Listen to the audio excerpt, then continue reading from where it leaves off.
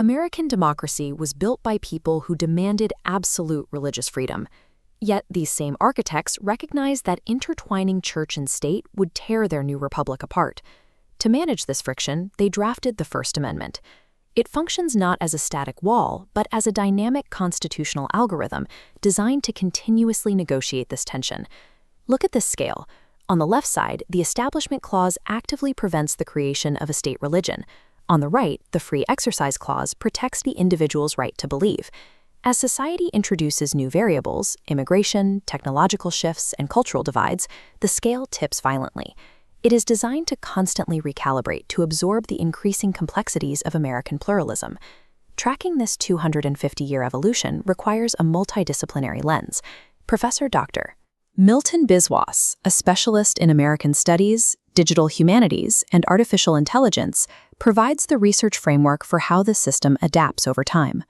To grasp how American democracy survives, we have to trace how this algorithm was originally built, how it drove major civil rights movements, and how it is currently confronting its ultimate stress test in the digital age.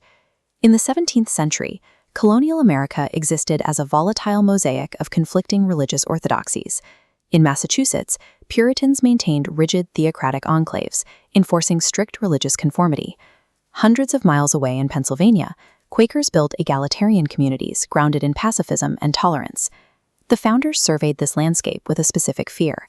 They wanted to avoid the state-sponsored religious conflicts that had recently devastated Europe. Their solution was a constitution completely decoupling civic from ecclesiastical power. The Establishment Clause barred the federal government from creating a national church. Simultaneously, the Free Exercise Clause guaranteed citizens the right to worship according to their own conscience. Decades later, Thomas Jefferson interpreted these two clauses as building a wall of separation between church and state, but that wall was never a solid brick barricade. It was constructed to be permeable and shifting.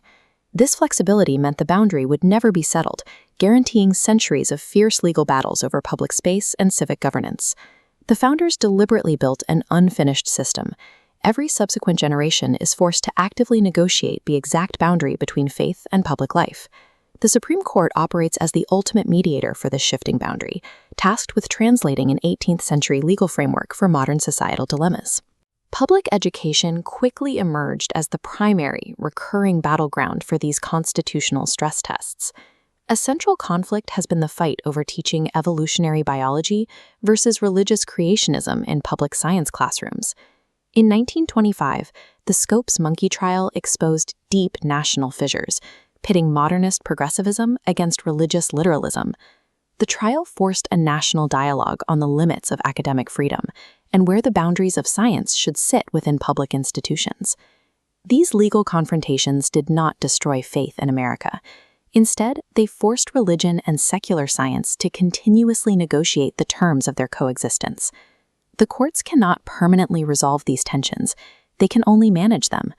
The First Amendment acts as a mechanism for continuous negotiation rather than a final settlement.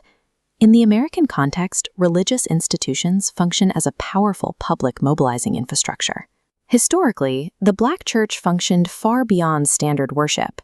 It became an epicenter for social justice, community resilience, and political education. This dense theological network provided the essential organizational backbone required to sustain the civil rights movement. Dr. Martin Luther King Jr. fused the democratic ideals of the Constitution with Christian ethics. He used a religious moral vocabulary to demand constitutional equity, successfully transforming personal faith into a catalyst for national legislative change. Yet this unifying power contains a paradox. The exact same religious infrastructure capable of driving civil rights can also deepen political polarization and fuel fierce cultural conflict. American faith acts as a dual catalyst. It has driven the nation's greatest expansions of civil liberty, while also serving as one of its most potent dividing lines.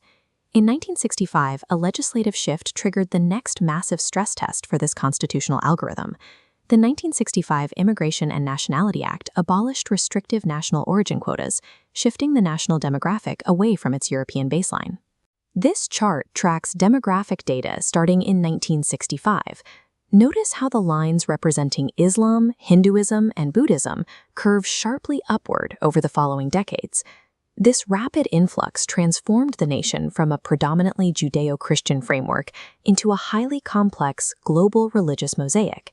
This new pluralism established deep, visible roots across the American landscape, manifesting in permanent architectural and cultural institutions. These communities successfully integrated into civic life, even as they navigated the ongoing friction of prejudice and Islamophobia. Looking at a different metric on this chart, we see a thick line skyrocketing past traditional denominations. This represents the nones, a rapidly growing demographic of secular, unaffiliated, and spiritual but not religious Americans.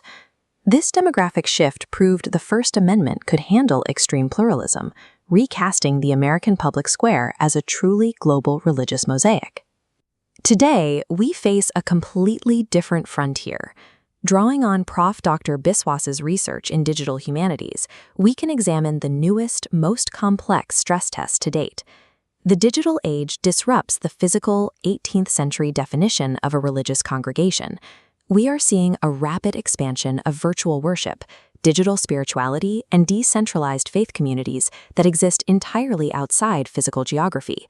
This creates a new vulnerability: algorithmic bias and digital discrimination, which can inadvertently silence or marginalize minority religious speech online. Artificial intelligence content moderation systems now act as unaccountable, privatized mediators of religious freedom, operating entirely outside traditional constitutional oversight.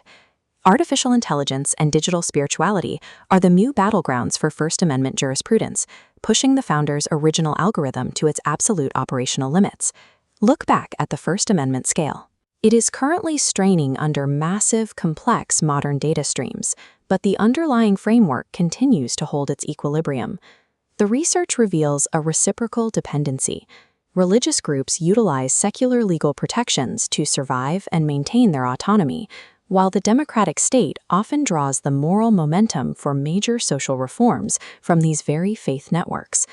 Understanding this 250-year history of continuous negotiation is the only reliable way to protect both religious belief and freedom of conscience in an unpredictable, AI-driven future. This conceptual framework and learning resource was prepared by Professor Dr. Milton Biswas. It proves that American democracy is forged not by a single dominant religion, but by the endless, deliberate negotiation of pluralism itself.